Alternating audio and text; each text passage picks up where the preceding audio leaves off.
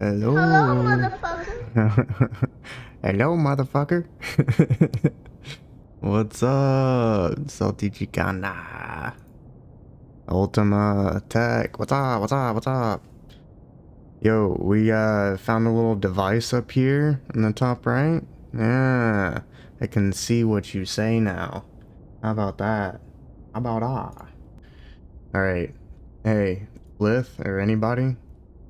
Tell me if my my voices are stupid, okay? You guys just yell at me while I read if I need to fix my shit. I feel like I don't know, it's hard for me to just like pick up different voices as I'm going, you know? Cuz I just see quotation marks and I'm like, "Yeah, who's reading or who's speaking?" It is great. Okay. I'll be lurking. Okay, sounds good, yo. Thank you for stopping in. Appreciate you. Appreciate you. All right. Get into it, yo. So, just kind of a recap from last week. We went through the introduction, which was trying to explain the Hitchhiker's Guide to the Galaxy, like all the millions of stories that have came out over the years, and did not make any sense, which was probably the point. And then for the actual story, we had Arthur Dent is the main dude, and he's got his buddy who's Ford Prefect.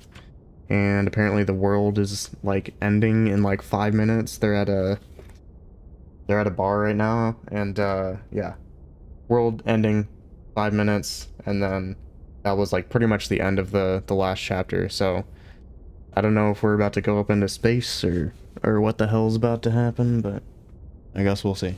I don't know. Let's go. All right, chapter 3. On this particular Thursday, something was moving quietly through the ionosphere many miles above the surface of the planet. Several somethings, in fact. Several dozen huge, yellow, chunky, slab-like somethings.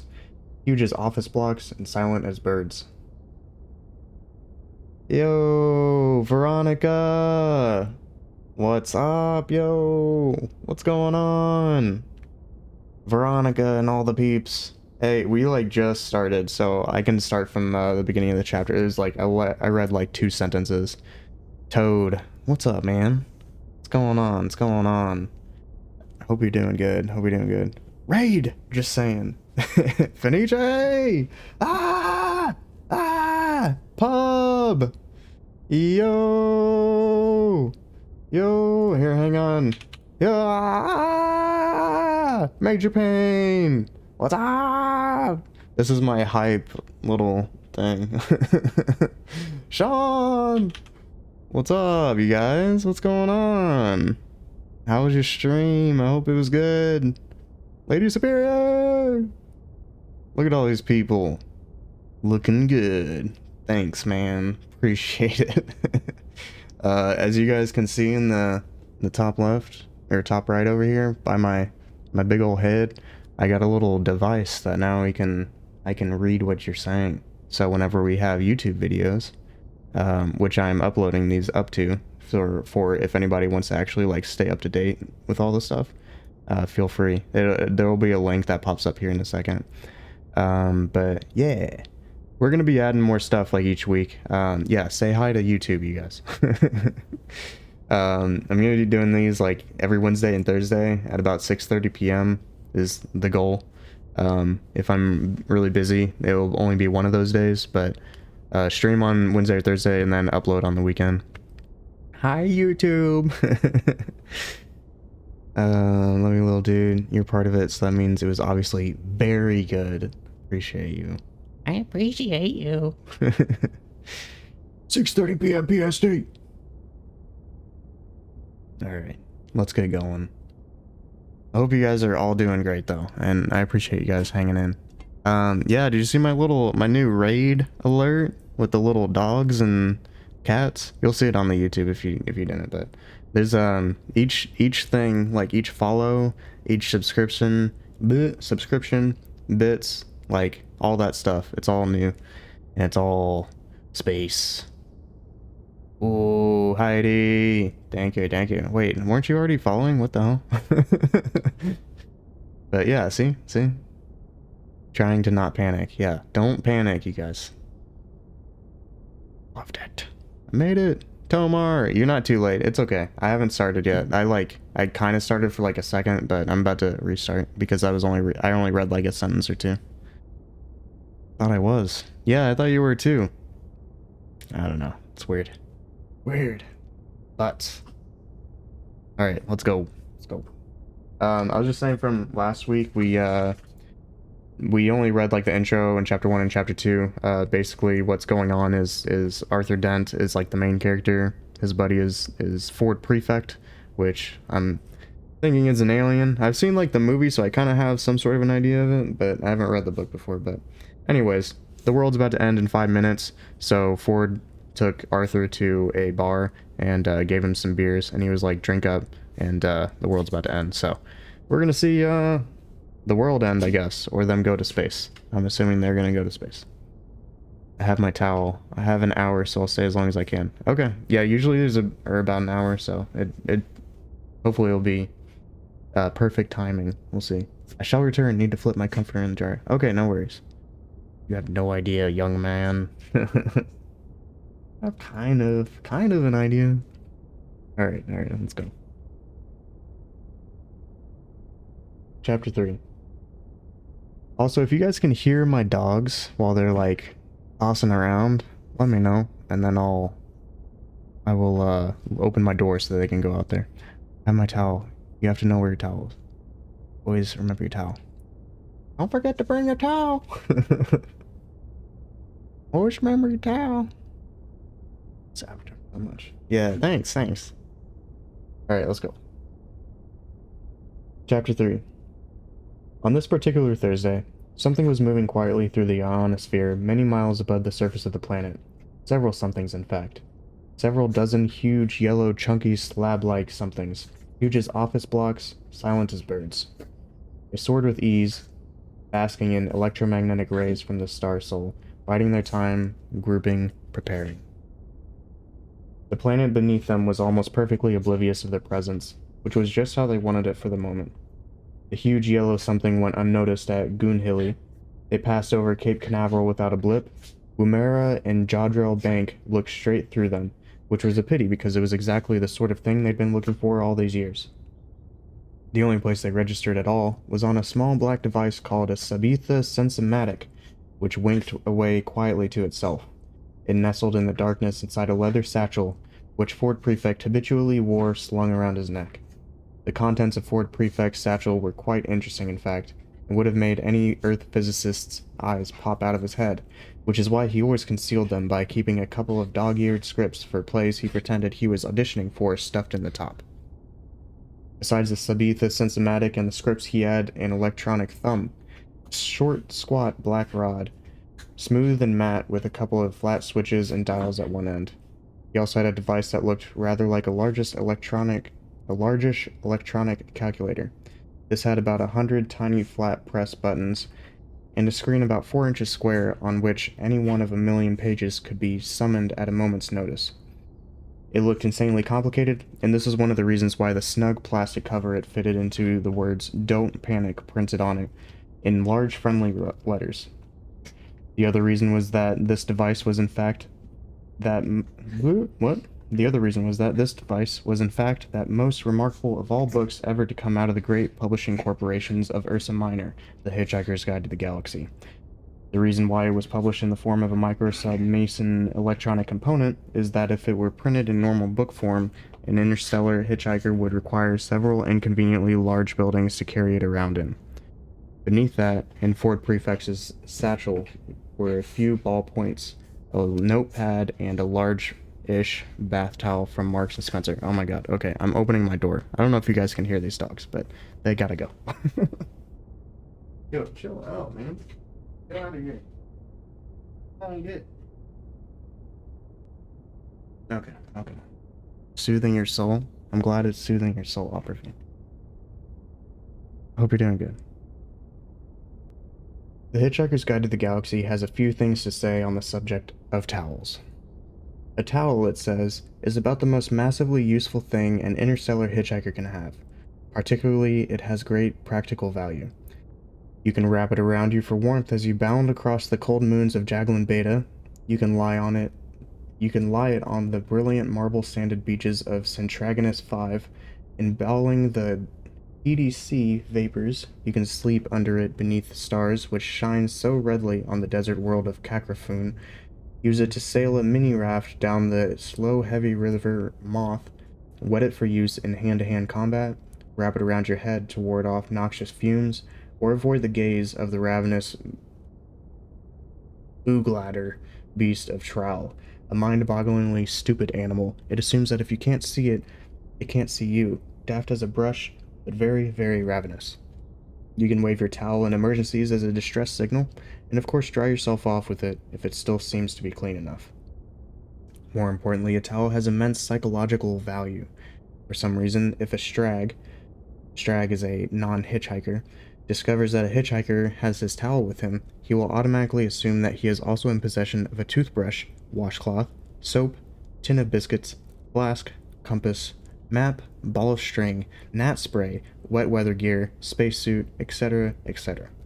Furthermore, the strag will then happily lend the hitchhiker any of those or a dozen other items that the hitchhiker might accidentally have lost. What the strag will think is that any man who can hitch the length and breadth of the galaxy, rough it, slum it, struggle against terrible odds, win through, and still know where his towel is clearly a man to be reckoned with. Hence, a phrase that has passed into hitchhiking slang as in, hey, you sass that hoopy Ford prefect, there's a frood who really knows where his towel is. Sass. Know, be aware of, meet, have sex with, hoopy. Oh. Bleh. Okay, hang on. I need to stop going like bleh, first of all. But second of all, it's kind of hard reading this whole paragraph. So, sass means know, be aware of, meet, or have sex with. And hoopy means really together guy. And then frood means really amazingly together guy. So the sentence said... Hey, you sass that hoopy Ford prefect, there's a frood who really knows where his towel is. Did you guys get that? Alright, cool. Nestling quietly on top of the towel in Ford Prefect's satchel, the Sabetha Sensimatic began to wink more quickly. Miles above the surface of the planet, the huge yellow somethings began to fan out. At Jodrell Bank, someone decided it was time for a nice relaxing cup of tea. You got a towel with you? Said Ford suddenly to Arthur. Arthur, struggling through his third pint, looked around at him. Why? What? No. Should I have? He had given up being surprised. There didn't seem to be any point any longer. Ford clicked his tongue in irritation. Drink up, he urged. At that moment, the dull sound of a rumbling crash from outside filtered through the low murmur of the pub, through the sound of the jukebox, through the sound of the man next to Ford hiccuping over the whiskey Ford had eventually bought him. Arthur choked on his beer, leapt to his feet. What's that? He yelped. Don't worry, said Ford. They haven't started yet. Well, thank God for that, said Arthur, and relaxed. It's probably just your house being knocked down, said Ford, downing his last pint. What? Shouted Arthur. Suddenly, Ford's spell was broken. Arthur looked wildly around him and ran to the window. My God, they are! They're knocking my house down. What the hell am I doing in the pub, Ford? It hardly makes any difference at this stage, said Ford. Let them have their fun. Fun? Yelped Arthur. Fun? He quickly checked out the window again, and then that they were talking about the same thing. Damn, they're fun, he hooted and ran out of the pub furiously, waving a nearly empty beer glass. He made no friends at all in the pub that lunchtime. Stop, you vandals! You homewreckers! Bawled Arthur. You half-crazed Visigoths, stop, will you? Ford would have to go after him. Turning quickly to the barman, he asked for 4 packets of peanuts. "There you are, sir," said the barman, slapping the packets on the bar. 28 pence, if you'd be so kind." Ford was very kind. He gave the barman another £5 note and told him to keep the change. The barman looked at it and then looked at Ford. He suddenly shivered. He experienced a momentary sensation that he didn't understand, because no one on Earth had ever experienced it before. In moments of great stress, every life form that exists gives out a tiny subliminal signal. This signal simply communicates an exact and almost pathetic sense of how far that is being from the place of his birth. On Earth, it is never possible to be farther than 16,000 miles from your birthplace, which really isn't that far, so such signals are too minute to be noticed. Ford Prefect was at this moment under great stress, and he was born 600 light-years away in the near vicinity of Betelgeuse. The barman reeled for a moment, hit by a shocking, incomprehensible sense of distance. He didn't know what it meant, but he looked at Ford Prefect with a new sense of respect, almost awe. "Are you serious, sir?" he said in a small whisper which had the effect of silencing the pub. "You think the world's going to end?" "Yes," said Ford. "But this afternoon." Ford had recovered himself. He was at his flippest. "Yes," he said gaily. "In less than 2 minutes, I would estimate." The barman couldn't believe this conversation he was having, but he couldn't believe the sensation he had just had either. "Isn't there anything we can do about it, then?" he asked. "No, nothing," said Ford, stuffing the peanuts into his pocket. Someone in the hush bar suddenly laughed raucously at how stupid everyone had become. The man sitting next to Ford was a bit sozzled by now. His eyes weaved their way up to Ford. "I thought," he said, "that if the world was going to end, we were meant to lie down or put a paper bag over our head or something." "If you like, yes," said Ford. "That's what they told us in the army," said the man, and his eyes began the long trek back toward his whiskey. "Will that help?" asked the barman. "No," said Ford, who gave him a friendly smile. "Excuse me, I've got to go." With a wave, he left. The pub was silent for a moment longer, and then, embarrassingly enough, the man with the raucous laugh did it again.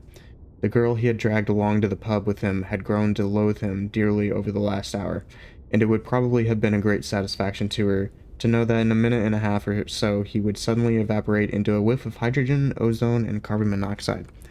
However, when the moment came, she would be too busy evaporating herself to notice it. The barman cleared his throat. He heard himself say, "Last orders, please." The huge yellow machines began to sink downward and to move faster. Ford knew they were there. This wasn't the way he had wanted it. Running up the lane, Arthur had nearly reached his house. He didn't notice how cold it had suddenly become. He didn't notice the wind. He didn't notice the sudden irrational squall of rain. He didn't notice anything but the caterpillar bulldozers crawling over the rubble that had been his home. "You barbarians!" he yelled. "I'll sue the council for every penny it's got! I'll have you hung, drawn, and quartered, and whipped, and boiled until you've had enough!" Ford was running after him very fast. Very, very fast. "And then I'll do it again," said Arthur. "And when I've finished, I will take all the little bits and I'll jump on them." Arthur didn't notice that the men were running from the bulldozers. He didn't notice that Mr. Prosser was staring hectically into the sky. What Mr. Prosser had noticed was that huge yellow somethings were screaming through the clouds. Impossibly huge yellow somethings. "And I will carry on jumping them," yelled Arthur, still running, "until I get blisters, or I can think of anything even more unpleasant to do, and then—" Arthur tripped and fell headlong, rolled, and landed flat on his back. At last he noticed that something was going on. His finger shot upward. "What the hell's that?" he shrieked. Whatever it was raced across the sky in its monstrous yellowness, tore the sky apart with mind-boggling noise, and leaped off into the distance, leaving the gaping air to shut behind it with a bang that drove your ears 6 feet into your skull. Another one followed and did exactly the same thing, only louder. It's difficult to say exactly what the people on the surface of the planet were doing now, because they didn't really know what they were doing themselves. None of it made a lot of sense. Running into houses, running out of houses, howling noiselessly at the noise. All around the world, city streets exploded with people. Cars skidded into each other as the noise fell on them, and then rolled off like a tidal wave over hills and valleys, deserts and oceans, seeming to flatten everything it hit. Only one man stood and watched the sky, stood with terrible sadness in his eyes, and rubber bungs in his ears. He knew exactly what was happening, and had known ever since his subutha sensomatic had started winking in the dead of night beside his pillow and wakened him with a start. It was what he had waited for all these years, but when he had deciphered the signal pattern sitting alone in his small dark room, a coldness had gripped him and squeezed his heart. Of all the races in all of the galaxy who could have come and said a big hello to planet Earth, he thought, didn't it just have to be the Vogons? Still, he knew what he had to do.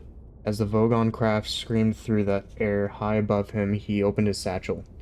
He threw away a copy of Joseph and the Amazing Technicolor Dreamcoat. He threw away a copy of Godspell. He wouldn't need them into where he was going. Everything was ready, everything was prepared, and he knew where his towel was. A sudden silence hit the earth. If anything, it was worse than the noise. For a while, nothing happened. The great ships hung motionless in the sky, over every nation on Earth. Motionless, they hung, huge, heavy, steady in the sky, a blasphemy against nature.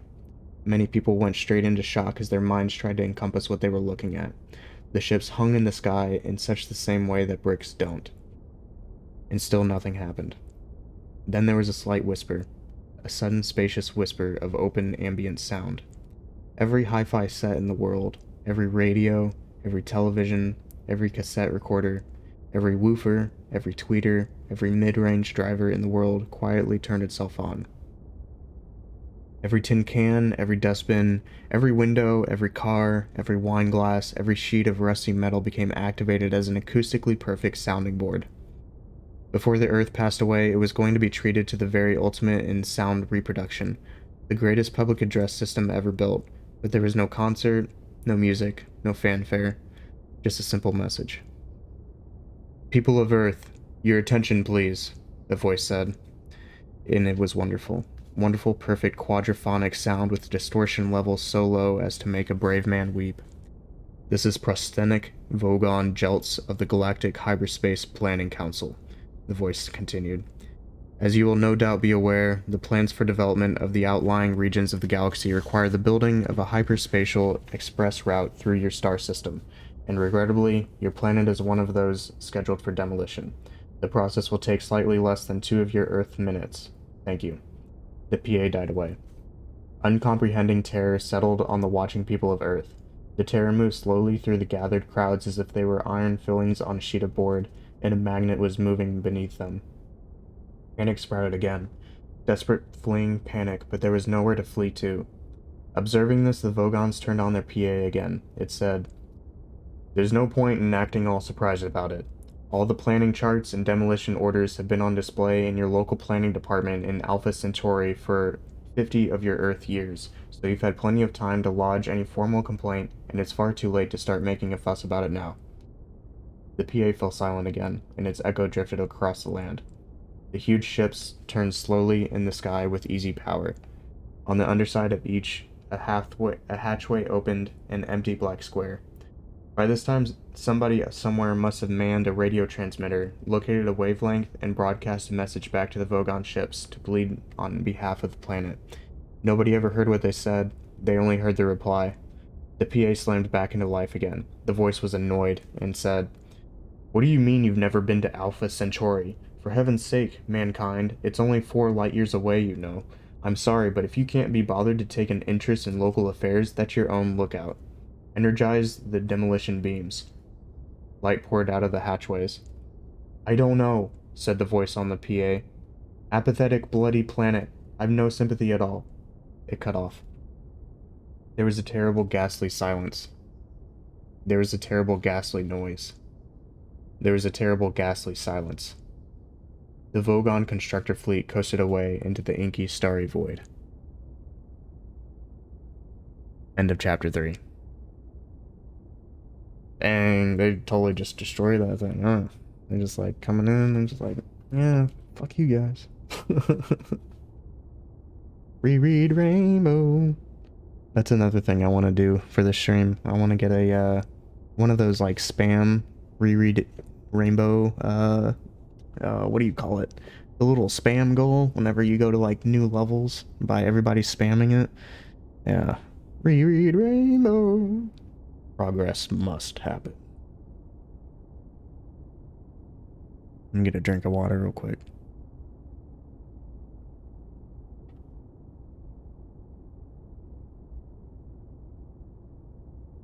Alright. Dogs are chill. Who's going to save the world? Well, it sounds like the world's gone, dude. Sounds like it's gone. I don't know if you can save it at this point. I'm scared. Pepper. Pepper. Princess Pepper will save the world. She just may. Just so you know, every single time I say Pepper, she always looks at me, and then her tail wags, and she starts crawling to the edge of the bed to look to get closer. So every time you say it there, and I read it out loud, like, she's like, oh, yes! Saves my soul every time I see her. Oh my god. Pepper, pepper, pepper, pepper, pepper, pepper, pepper, pepper. Pepper, pepper. Hello, Pepper. What's the war? Okay. Alright, let's go. Chapter 4. Far away on the opposite spiral arm of the galaxy, 500,000 light-years from the star Sol, Zaphod Beeblebrox, president of the Imperial Galactic Government, sped across the seas of Demogran, his ion drive delta boat winking and flashing in the Demogran sun. Demogran was Demogran the hot, Demogran the remote, Demogran the almost totally unheard of. Demogran, secret home of the Heart of Gold.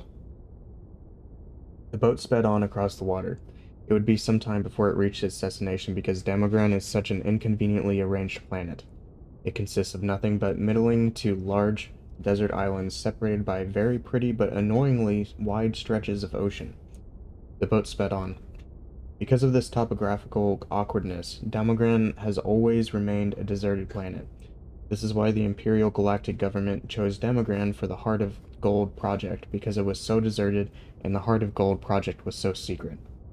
The boat zipped and skipped across the sea that lay between the main islands of the only archipelago of any useful size on the whole planet. Zaphod Beeblebrox was on his way from the tiny spaceport on Easter Island. The name was an entirely meaningless coincidence. In galactic spec, Easter means small, flat, and light brown. To the Heart of Gold Island, which by another meaningless coincidence was called France. One of the side effects of work on the Heart of Gold was a whole string of pretty meaningless coincidences.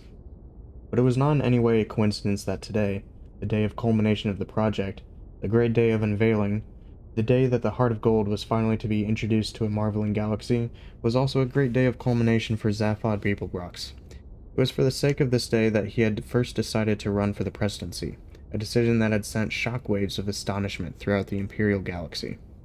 Zaphod Beeblebrox? President? Not the Zaphod Beeblebrox. Not the president. Many had seen it as clinching proof that the whole of known creation had finally gone bananas. Zaphod grinned and gave the boat an extra kick of speed. Zaphod Beeblebrox, adventurer, ex-hippie, good timer, crook, quite possibly, manic self-publicist, terrible bad at personal relationships, often thought to be completely out to lunch. President? No one had gone bananas, not in that way at least. Only 6 people in the entire galaxy understood the principle on which the galaxy was governed, and they knew that once Zaphod Beeblebrox had announced his intention to run as president, it was more or less a fait accompli. He was ideal presidency fodder. What they completely failed to understand was why Zaphod was doing it. He banked sharply, shooting a wild wall of water at the sun. Today was the day. Today was the day when they would realize what Zaphod had been up to. Today was what Zaphod Beeblebrox's presidency was all about. Today was also his 200th birthday, but that was just another meaningless coincidence. As he skipped his boat across the seas of Demogran, he smiled quietly to himself about what a wonderful, exciting day it was going to be. He relaxed and spread his 2 arms lazily along the seat back. He steered with an extra arm he'd recently had just fitted just beneath his right one to help improve his ski boxing.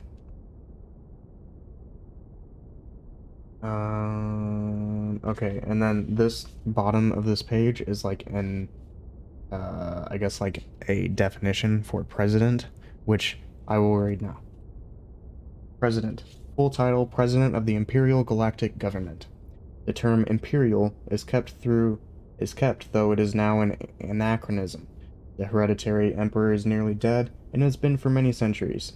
In the last moments of his dying coma, he was locked in the stasis field which keeps him in a state of perpetual unchangingness.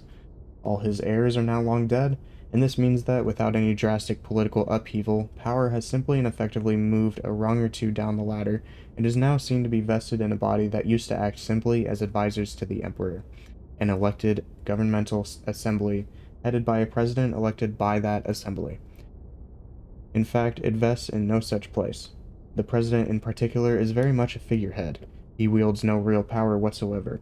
He is apparently chosen by the government, but the qualities he is required to display are not those of leadership, but those of finely judged outrage. For this reason, the president is always a controversial choice, always an infuriating but fascinating character. His job is not to wield power, but to draw attention away from it. On those criteria, Zaphod Beeblebrox is one of the most successful presidents the galaxy has ever had. He has already spent 2 of his 10 presidential years in prison for fraud. Very, very few people realize that the president and the government have virtually no power at all, and of these few people, only 6 know whence ultimate political power is wielded. Most of the others secretly believe that the ultimate decision-making process is handled by a computer. They couldn't be more wrong. Hey, he cooed to himself. You're a real cool boy, you. But his nerves sang a song shriller than a dog whistle.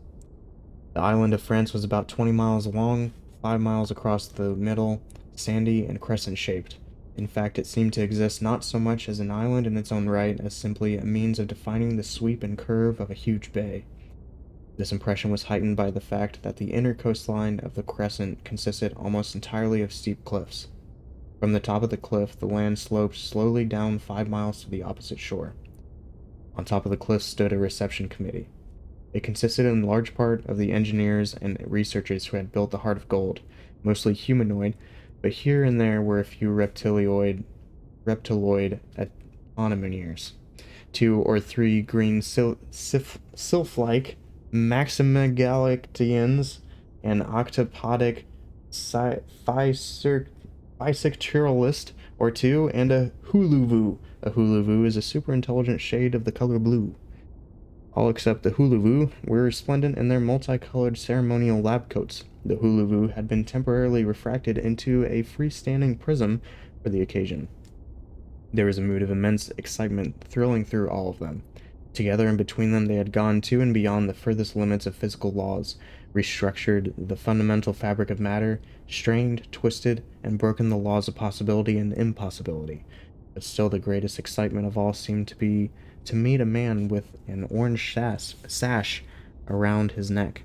An orange sash was what the president of the galaxy traditionally wore. It might not even have made much difference to them if they'd known exactly how much power the president of the galaxy actually wielded. None at all. Only 6 people in the galaxy knew that the job of the galactic president was not to wield power, but to attract attention away from it. Zaphod Beeblebrox was amazingly good at his job. The crowd gasped, dazzled by sun and seamanship, as the presidential speedboat zipped around the headland into the bay. It flashed and shone as it came skating over the sea in wide skidding turns. In fact, it didn't need to touch the water at all because it was supported on a hazy cushion of ionized atoms. But just for effect, it was fitted with thin fin blades which could be lowered into the water. They slashed sheets of water hissing into the air, carved deep gashes in the sea, which swayed crazily and sank back, foaming in the boat's wake as it careered across the bay. Zaphod loved effect. It was what he was best at. He twisted the wheel sharply. The boat skidded around in a wild, scything skid beneath the cliff face and dropped to rest slightly on the rocking waves. Within seconds, he ran out onto the deck and waved and grinned at over 3 billion people. The 3 billion people weren't actually there, but they watched his every gesture through the eyes of a small robot Tri-D camera which hovered obsequiously in the air nearby. The antics of the president always made amazingly popular Tri-D. That's what they were for. He grinned again. 3,006,000,000 people didn't know it, but today would be a bigger antic than anyone had bargained for. The robot camera homed in for a close-up on the more popular of his two heads, and he waved again. He was roughly humanoid in appearance except for the extra head and third arm. His fair, tousled hair struck out in random directions, his blue eyes glinted with something completely unidentifiable, and his chins were almost always unshaven. A 20-foot-high, transparent globe floated next to his boat, rolling and bobbing, glistening in the brilliant sun. Inside it floated a wide semicircular sofa upholstered in glorious red leather. The more the globe bobbed and rolled, the more the sofa stayed perfectly still, steady as an upholstered rock. Again, all done for effect as much as anything. Zaphod stepped through the wall of the globe and relaxed on the sofa. He spread his two arms along the back, and with the third brushed some dust off his knee. His heads looked about, smiling. He put his feet up. At any moment, he thought he might scream. Water boiled up beneath the bubble. It seethed and spouted. The bubble surged into the air, bobbing and rolling on the water spout. Up it climbed, throwing stilts of light at the cliff. Up it surged on the jet, the water falling from beneath it, crashing back into the sea hundreds of feet below. Zaphod smiled, picturing himself. A thoroughly ridiculous form of transport, but a thoroughly beautiful one. At the top of the cliff, the globe wavered for a moment, tipped onto a railed ramp, rolled down it to a small concave platform, and riddled to a halt. To tremendous applause, Zaphod Beeblebrox stepped out of the bubble, his orange sash blazing in the light. The president of the galaxy had arrived. He waited for the applause to die down, then raised his hand in greeting. "Hi," he said. A government spider sidled up to him and attempted to press a copy of his prepared sash into his hands. Pages 3 to 7 of the original version were at the moment floating soggily on the Damogran Sea some 5 miles out from the bay. Pages 1 and 2 had been salvaged by a Damogran frond-crested eagle and had already become incorporated into an extraordinary new form of nest which the eagle had invented. It was constructed largely of papier-mâché, and it was virtually impossible for a newly hatched baby eagle to break out of it. The Damogran frond-crested eagle had heard of the notion of survival of the species, but wanted to truck with it. Zaphod Beeblebrox would not be needing his set speech, and he gently deflected the one being offered him by the spider. "Hi," he said again. Everyone beamed at him, or at least nearly everyone. He singled out Trillian from the crowd. Trillian was a girl that Zaphod had picked up recently while visiting a planet, just for fun, incognito. She was slim, darkish, humanoid, with long waves of black hair, a full mouth, odd little knob of a nose, and ridiculously brown eyes. With her red scarf knotted in that particular way and her long, flowing, silky brown dress, she looked vaguely Arabic. Not that anyone there had ever heard of an Arab, or of course. Arabs had very recently ceased to exist, and even when they had existed, they were 500,000 light years from Damogran. Trillian wasn't anybody in particular, or so Zaphod claimed. She just went around with him rather a lot, and told him what she thought of him. "Hi, honey," he said to her. She flashed him a quick, tight smile and looked away. Then she looked back for a moment and smiled more warmly, but by this time he was looking at something else. "Hi," he said to a small knot of creatures from the press who were standing nearby, wishing that he would stop saying hi and get on with the quotes. He grinned at them particularly because he knew that in a few moments he would be giving them one hell of a quote. The next thing he said, though, was not of a lot of use to them. One of the officials of the party had irritably decided that the president was clearly not in a mood to read the deliciously turned speech that had been written for him, and had flipped the switch on the remote-controlled device in his pocket. Away in front of them, a huge white dome that bulged against the sky cracked down the middle, split, and slowly folded itself down into the ground. Everyone gasped, although they had known perfectly well it was going to do that because they'd built it that way. Beneath it lay uncovered a huge starship, 150 meters long, shaped like a sleek running shoe, perfectly white and mind-bogglingly beautiful. At the heart of it, unseen, lay a small gold box which carried within it the most brain-wrenching device ever conceived, a device that made this starship unique in the history of the galaxy, a device after which the ship had been named, the Heart of Gold. "Wow," said Zaphod Beeblebrox to the Heart of Gold. There wasn't much else he could say. He said it again because he knew it would annoy the press. "Wow." The crowd turned their faces back toward him expectantly. He winked at Trillian, who raised her eyebrows and widened her eyes at him. She knew what he was about to say and thought him a terrible show-off. "That is really amazing," he said. "That really is truly amazing. That is so amazingly amazing, I think I'd like to steal it." A marvelous presidential quote, absolutely true to form. The crowd laughed appreciatively. The newsmen gleefully punched buttons on their Sabetha newsmatics, and the president grinned. As he grinned, his heart screamed unbearably, and he fingered the small paralysomatic bomb that had nestled quietly in his pocket. Finally, he could bear it no more. He lifted his hands up to the sky, let out a wild whoop in major thirds, threw the bomb to the ground, and ran forward through the sea of suddenly frozen, beaming smiles. Alright, Chapter 5. Prosthetic Vogon Jeltz was not a pleasant sight, even for other Vogons. His highly domed nose rose high above a small piggy forehead. His dark green rubbery skin was thick enough for him to play the game of Vogon civil service politics and play it well, and waterproof enough for him to survive indefinitely at sea depths of down to 1,000 feet with no ill effects. Not that he ever went swimming, of course.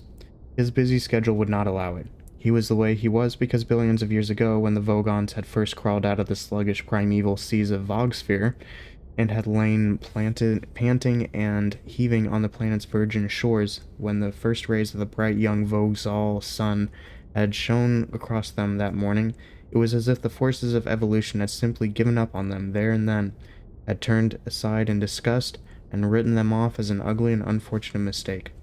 They never evolved again. They should never have survived.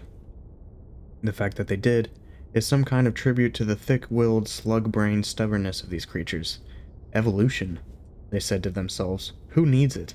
And what nature refused to do for them, they simply did without until such time as they were able to rectify the gross anatomical inconveniences with surgery. Meanwhile, the natural forces on the planet Vogsphere had been working overtime to make up for their earlier blunder. They brought forth scintillating, jeweled, scuttling crabs, which the Vogons ate, smashing their shells with iron mallets. Tall, aspiring trees of breathtaking slenderness and color, which the Vogons cut down and burned the crab meat with. Elegant gazelle-like creatures with silken coats and dewy eyes, which the Vogons would catch and sit on. They were no use as transport because their backs would snap instantly, but the Vogons sat on them anyway. Thus the planet Vogsphere willed away the unhappy millennia until the Vogons suddenly disappeared the principles of interstellar travel. The Vogons suddenly discovered the principles of interstellar travel. Within a few short Vog years, every last Vogon had migrated to the Megabrantis cluster, the political hub of the galaxy, and now formed the immensely powerful backbone of the galactic civil service. They have attempted to acquire learning. They have attempted to acquire style and social graces. But in most respects, the modern Vogon is a little different from his primitive forebears. Every year, they import 27,000 scintillating, jeweled, scuttling crabs from their native planet and while away a happy, drunken night smashing them to bits with iron mallets. Prosthetic Vogon Jeltz was a fairly typical Vogon in that he was thoroughly vile. Also, he did not like hitchhikers. Oh, what happened? Things are message rereaded. What happened? Okay, I'm gonna keep going. That was a paragraph. Whatchamacallit? Paragraph, what do you call that? Little break. Reread. Okay, reread. Prosthetic Vogon Jeltz was a fairly typical Vogon in that he was thoroughly vile. Also, he did not like hitchhikers. Reread it. Passage? Whole passage? Everything? Just that last part? What do you mean? You need more? I'll go back more. I'll reread. I will reread if you want me to reread. Alright. I'll reread. You asked me to reread, I'll reread. Reread will reread if you ask him to reread. You just... When he's reading, you have to ask if he's gonna reread, and he will reread. I just have to reread it. Reread. And read. I'm gonna read. Somewhere in a small dark cabin buried deep in the intestines of Prosthetic Vogon Jelt's flagship, a small match flared nervously. The owner of the match was not a Vogon, but he knew all about them and was right to be nervous. His name was Ford Prefect. Alright, okay. We're gonna, whenever we have these little asterisks, we're just gonna jump down to where it has the little asterisk, and I'm gonna just read that now. Ford Prefect's original name is only pronounceable to an obscure Betelgeusian dialect, now virtually extinct since the Great Collapsing Hrung disaster of Gal Cid year 03758, which wiped out all the old Praxibetl communities on Betelgeuse 7. Ford's father was the only man on the entire planet to survive the Great Collapsing Hrung disaster, by an extraordinary coincidence that he was never able to satisfactorily to explain. The whole episode is shrouded in deep mystery. In fact, no one ever knew what a Hrung was, nor why it had chosen to collapse on Betelgeuse 7 particularly. Ford's father, magnanimously waving aside the clouds of suspicion that had inevitably settled around him, came to live on Betelgeuse 5, where he both fathered and uncled Ford in memory of his now dead race. He christened them in the ancient Praxibetl tongue. Because Ford never learned to say his original name, the father eventually died of shame, which is still a terminal disease in some parts of the galaxy. The other kids at school named him IX, which in the language of Betelgeuse 5 translates as boy who is not able satisfactorily to explain what a Hrung is, nor why it should choose to collapse on Betelgeuse 7. What's going on over here? You guys cool? Somewhere in a small dark cabin buried deep in the intestines of prosthetic Vogon Jel's flagship, a small match flared nervously. The owner of the match was not a Vogon, but he knew all about them and was right to be nervous. His name was Ford Prefect. He looked about the cabin, but could see very little. Strange, monstrous shadows loomed and leaped with the tiny flickering flame, but all was quiet. He breathed a silent thank you to the Dentrices. The Dentrices are an unruly tribe of Gormans, a wild but pleasant bunch whom the Vogons had recently taken to employing as catering staff on their long-haul fleets, on the strict understanding that they keep themselves very much to themselves. This suited the Dentrices fine because they loved Vogon money, which is one of the hardest currencies in space, but loathed the Vogons themselves. The only sort of Vogon a Dentrice liked to see was an annoyed Vogon. It was because of this tiny piece of information that Ford Prefect was not now a whiff of hydrogen, ozone, and carbon monoxide. He heard a slight groan. By the light of the match, he saw a heavy shape moving slightly on the floor. Quickly, he shook the match out, reached in his pocket, found what he was looking for, and took it out. He ripped it open and shook it. He crouched on the floor. The shape moved again. Ford Prefect said, I bought some peanuts. Arthur Dent moved and groaned again, muttering incoherently. Here, have some, urged Ford, shaking the packet again. If you've never been through a matter transference beam before, you've probably lost some salt and protein. The beer you had should have cushioned your system a bit. Said Arthur Dent. He closed his eyes. It's dark, he said. Yes, said Ford Prefect. It's dark. No light, said Arthur Dent. Dark. No light. One of the things Ford Prefect had always found hardest to understand about humans was their habit of continually stating and repeating the very, very obvious, as in, it's a nice day, or you're very tall, or oh dear, you seem to have fallen down a 30-foot well, are you alright? At first, Ford had formed a theory to account for this strange behavior. If human beings don't keep exercising their lips, he thought, their mouths probably seize up. After a few months' consideration and observation, he abandoned this theory in favor of a new one. If they don't keep on exercising their lips, he thought, their brains start working. After a while, he abandoned this one as well, as being obstructively cynical, and decided that he quite liked human beings after all, but he always remained desperately worried about the terrible number of things they didn't know about. Yes, he agreed with Arthur. No light. He helped Arthur to some peanuts. How do you feel? He asked him. Like a military academy, said Arthur. Bits of me keep on passing out. Ford stared at him blankly in the darkness. If I asked you where the hell we were, said Arthur weakly, would I regret it? Ford stood up. We're safe, he said. Oh, good, said Arthur. We're in a small galley cabin, said Ford, in one of the spaceships of the Vogon constructor fleet. Ah, said Arthur. This is obviously some strange usage of the word safe that I wasn't previously aware of. Ford struck another match to help him search for a light switch. Monstrous shadows leaped and loomed again. Arthur struggled to his feet and hugged himself apprehensively. Hideous alien shapes seemed to throng about him. The air was thick with musty smells which settled into his lungs without identifying themselves, and a low, irritating hum kept his brain from focusing. "How did we get here?" he asked, shivering slightly. "We hitched a lift," said Ford. "Excuse me?" said Arthur. "Are you trying to tell me that we just stuck out our thumbs and some green bug-eyed monster stuck his head out and said, 'Hi, fellas, hop right in. I can take you as far as the Basingstoke roundabout'?" "Well," said Ford, "the thumb's an electronic sub-ether signaling device. The roundabout's at Bernard's star 6 light-years away, but otherwise, that's more or less right."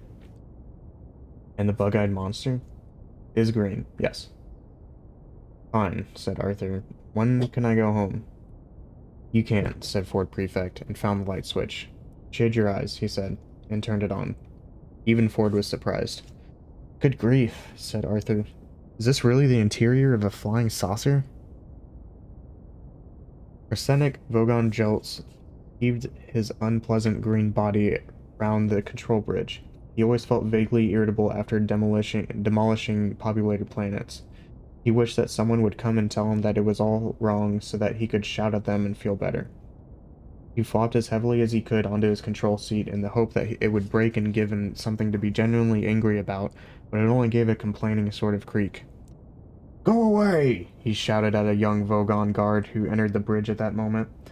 The guard vanished immediately, feeling rather relieved.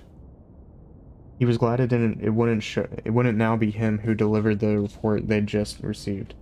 The report was an official release which said that a wonderful new form of spaceship drive was at this moment being unveiled at a government research base on Damagran, which would henceforth make all hyperspatial express routes unnecessary.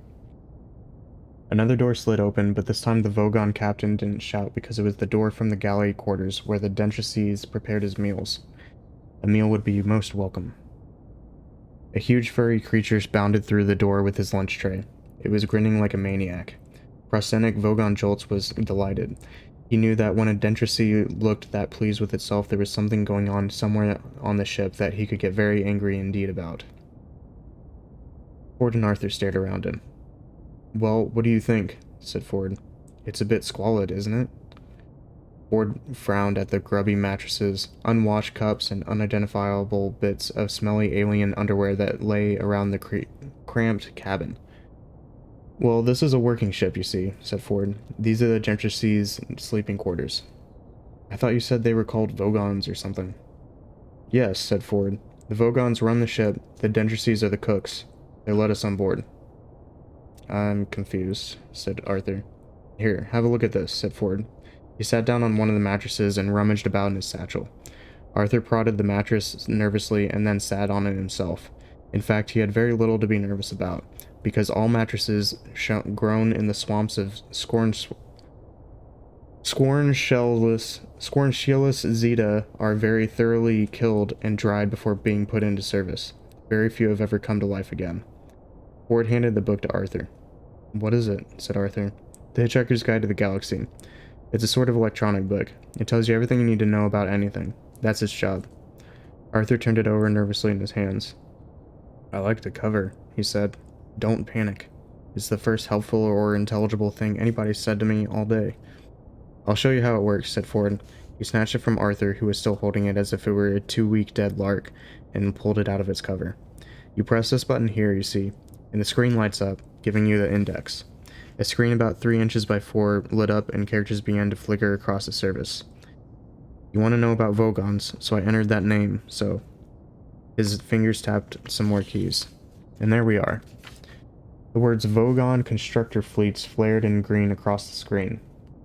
Ford pressed a large red button at the bottom of the screen, and words began to undulate across it.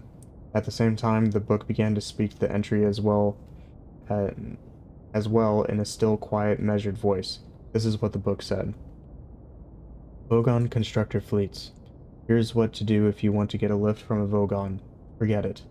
They are one of the most unpleasant races in the galaxy, not actually evil, but bad-tempered, bureaucratic, officious, and callous. They wouldn't even lift a finger to save their own grandmothers from the ravenous blue-ladder beast of Trowel without orders signed in triplicate, sent in, sent back, queried, lost, found, subjected to public inquiry, lost again, and finally buried in soft peat for 3 months and recycled as firelighters. The best way to get a drink out of a Vogon is to stick your finger down his throat, and the best way to irritate him is to feed his grandmother to the ravenous blue-ladder beast of Trowel. On no account allow a Vogon to read poetry at you. Arthur blinked at it. What a strange book. How did we get a lift then? That's the point. It's out of date now, said Ford, sliding the book back into its cover. I'm doing the field research for the new revised edition, and one of the things I'll have to do is include a bit about how the Vogons now employ dentistry cooks, which gives us a rather useful little loophole. A pained expression crossed Arthur's face. But who are the dentistry? He said. Great guys, said Ford. They're the best cooks and the best drink mixers, and they don't give a wet slap about anything else. And they'll always help hitchhikers aboard, partly because they like the company, but mostly because it annoys the Vogons, which is exactly the sort of thing you need to know if you're an impoverished hitchhiker trying to see the marvels of the universe for less than 30 Altarian dollars a day. And that's my job. Fun, isn't it? Arthur looked lost. It's amazing, he said, and frowned at one of the other mattresses. Unfortunately, I got stuck on the earth for rather longer than I intended, said Ford. I came for a week and got stuck for 15 years. But how did you get there in the first place, then? Easy. I got a lift with a teaser. A teaser? Yeah. What is a teaser? Teasers are usually rich kids with nothing to do.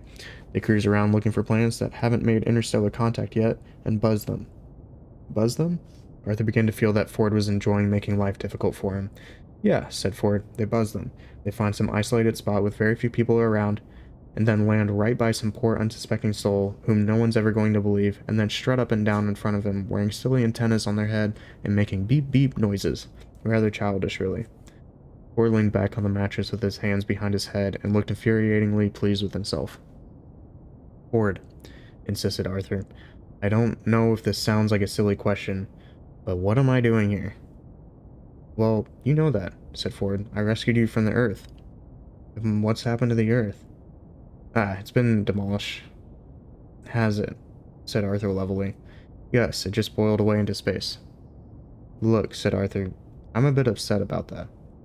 Ford frowned to himself and seemed to roll the thought around his mind. Yes, I can understand that, he said at last. Understand that? Shouted Arthur. Understand that? Ford sprang up. Keep looking at the book, he hissed urgently. What? Don't panic. I'm not panicking. Yes, you are. Alright, so I'm panicking. What else is there to do? You just come along with me and have a good time. The galaxy's a fun place. You'll need to have this fish in your ear. I beg your pardon? Asked Arthur rather politely, he thought. Ford was holding up a small glass jar which quite clearly had a small yellow fish wriggling around in it. Arthur blinked at him. He wished there was something simple and recognizable he could grasp hold of.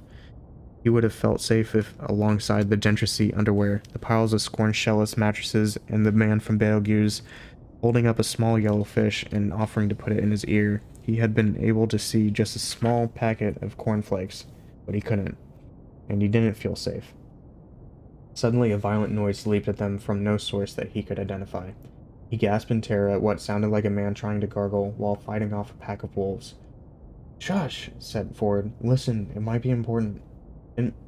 Important? It's the Vogon captain making an announcement on the Tenoi. You mean that's how the Vogons talk? Listen! But I can't speak Vogon! You don't need to. Just put this fish in your ear.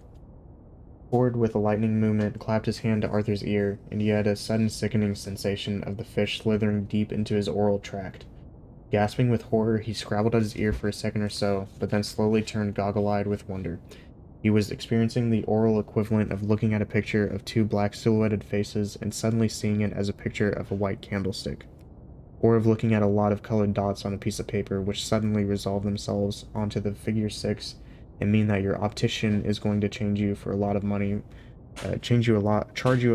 for a new pair of glasses. He was still listening to the howling gargles. He knew that only now it had somehow taken on the semblance of perfectly straightforward English. And this is what he heard. End of chapter 5. And that's gonna be it. Bum, bum, bum. And I guess this book's gonna have some cliffhangers, huh? It's good though. It's good.